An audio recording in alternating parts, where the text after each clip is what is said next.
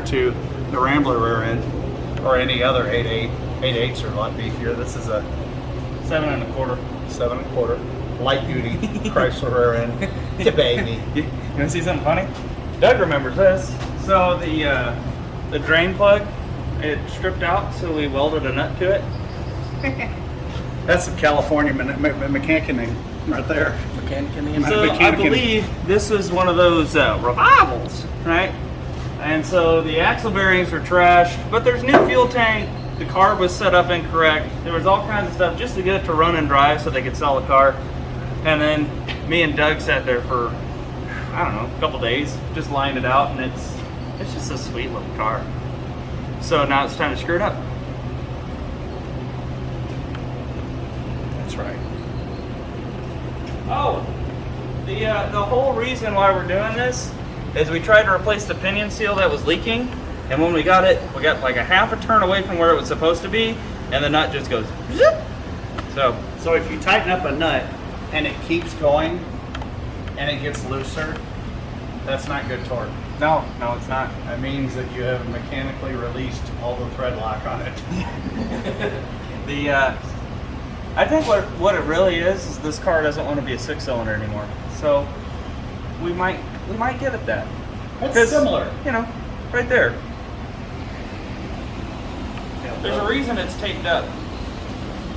So we're gonna wheel this out tomorrow, pressure wash all the old stupid paint off of it, and if you look right about here, this is the color it's supposed to be. We're gonna paint it that turquoise because it's a 60s Plymouth engine. 69 Plymouth HP 383. 68, but yeah, 68. It's a 68. What month?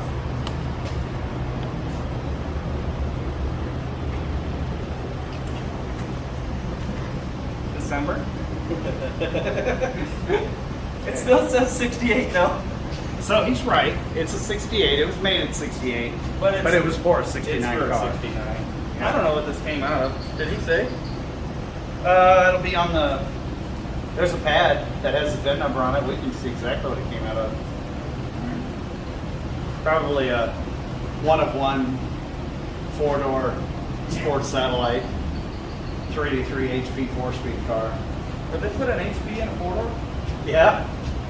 Chrysler. Yeah.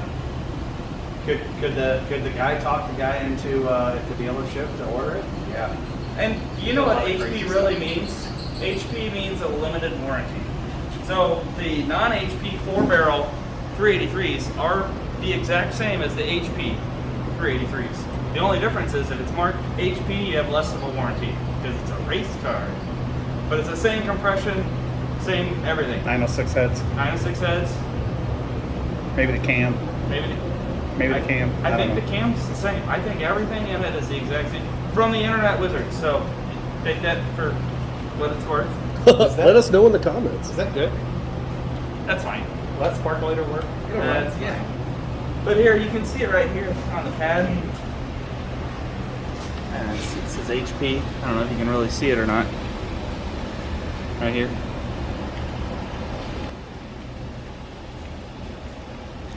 Whatever. Alright, so we're going to do some measurements to see if the drive shaft can be reused. Okay, so approximately 11 inches. Straight up? Kind of. Yep. Close enough. We'll see if we're even close. And if it moves a half inch, all it'll do is bunch up against that seal.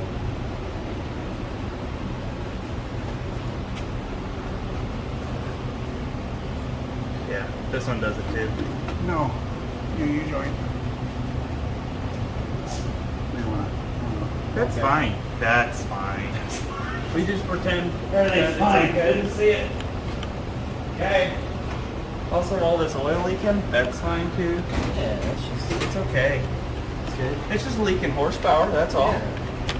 What that is, it's a corrosion inhibiting compound. Yeah. Also, this is JMO. Hi, I'm JMO. We worked in an engine shop together with Doug at the old airline. Wow, that's rusty. It's probably the only rust on this car besides that little bit in the quarter. But I'm gonna steal this from you.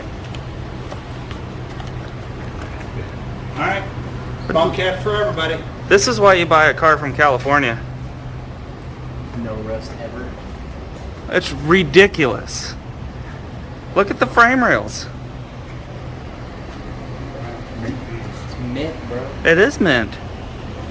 I mean, there's a little bit of bubbling in that quarter, but there is absolutely nothing on these frame rails. The undercoating's still there.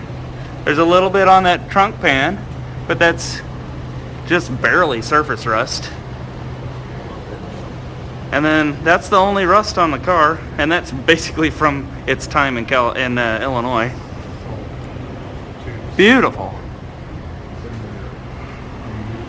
Also, good thing about changing out this rear end is we're going to get these little bitty babies off of here, put a real tire on it, because this is 5-on-4. This is what they call small bolt pattern for a body, and the Explorers are big bolt pattern 5x4.5. So I might have to buy some front brakes too. It's gonna be weird because the back's gonna be discs and the front will be drums. Does that work? I don't know. We'll find out. What I was saying is that we're going to narrow and put an 8.8 in this. The U-bolts are going to be bigger. So these brackets we're going to have to figure out.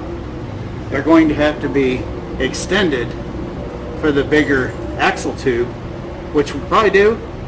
We could probably lop them off, put plates on it, redo it. Yeah. We can make it happen. But if we lop this off and we put a plate extending it, there's going to be a plate on top of it because I did not do that on the Rambler, and now it's bad. I wonder if you could just buy one for an 8 3/4. Is the axle tube the same? They're basically. Axle tube on a Explorer 8.8, they're bigger out. Yeah. We can do some measurements. It's about the same as that 9-inch, so 8.8 and a 9-inch, but I don't know. Also, we were going to build this 9-inch, but Oh, you want to see if it's the same as a 8.8? It is. So a 9-inch is the same as an 8.8. we'll have to look up and see an 8 3/4 is. I'm sure they make those plates. This is what I'm talking about. Yeah, that's, let me get around here. It's substantial. That's significantly different. Yeah. Because You're wondering why we're not building that 9-inch over there. Because by the time you're done with getting brakes, axles, center section, all we got is the housing. The housing was $200. We both thought, hey, that's a steal. It's a 9-inch. It'll be beefy. But by the time you're done buying axles, it's a used center, like an open 3.0 gear, whatever I could find for $150. And the axles, I mean, I'd be in at $1,400, $1,200. you gotta buy brakes. You gotta buy brakes, that's $400. You gotta buy axles, that's like $500, $600. Then a center section that's used is $100. And if you wanted to get a real, like a track lock or posi, whatever, rear end, like that's like $800. It's ridiculous. So an Explorer 8.8 out of junkyard, $150. They pull it. You buy the short side for $70, $77 on Amazon from Motive. Or if you sneak the other one out and you put the short one in, you put the brake back on, then I have no idea. It's really, it's not really ethical. I don't know what I'm trying to say. Ethical enough. It's ethical We're enough. trying to save money. You're buying We're building two, race cars You're here. buying 2 axles and a housing. So yeah, right. You can do that, but you could also just pull it. Well, they're going to pull it. Oh, that's right. Yeah, they pull it for $150. Yeah. Why? Oh, that's right. But my touching your hair. So yeah, and you're in it for that. It has disc brakes. It has 355, 373s, 410s, whatever.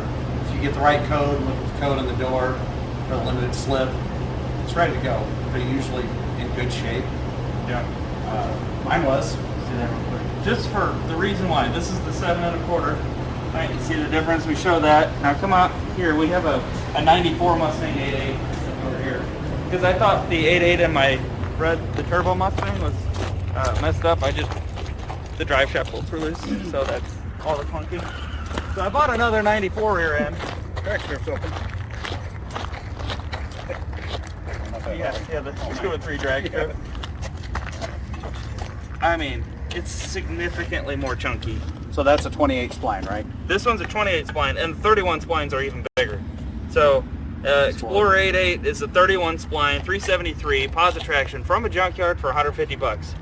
You shorten the tube, weld it, and you have basically something that'll hold 800 horsepower. You want to weld the tubes to it, but we'll go through all this here in a little bit. I think Sunday night. we're gonna go see if the junkyard's open, go pull one, and start on that. The goal is to at least get the rear end in, but if we get to it, we might throw the 383 in. Looked like the distance between here to here was about 10.5 inches from the center of the tube to the flange. That's 11 inches to the center cap on the U-joint. I mean, if it's a half inch longer, I don't think that drive shaft's gonna make a bit of difference. We're gonna roll with it. But if we do put the 383 in and a 727, 727's 4 inches longer, so we'll have to get a drive shaft shop to cut it down. I think it's like 60 bucks. One thing is, Explorer rear end has disc brakes. You have drum brakes on the front. Braking could be a little bit. Yeah, I'm pricing it out. I found one on eBay that's 500 bucks. It'll be here Tuesday. Okay, well. But the problem is, as I was explaining earlier, the 7 1/4 A-bodies, early A-bodies are 5-on-4, not 5x4.5. They're 5-on-4. They call them small bolt pattern. So all 8.8s, Ford Dodge had the same bolt pattern with the big one, which is 5x4.5. So then it'd just be goofy if we didn't do that. So it'd have discs in the rear, 5x4.5, and it'll have drums in the front with 5-on-4.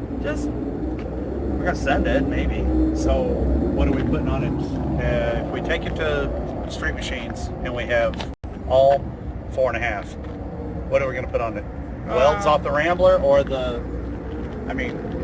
welds off the Rambler? I think we've got enough steel wheels around here just to throw tires on for now. What about the tires off the A100? Krager Eliminators. They would fit. And put some steelies just to sit on it.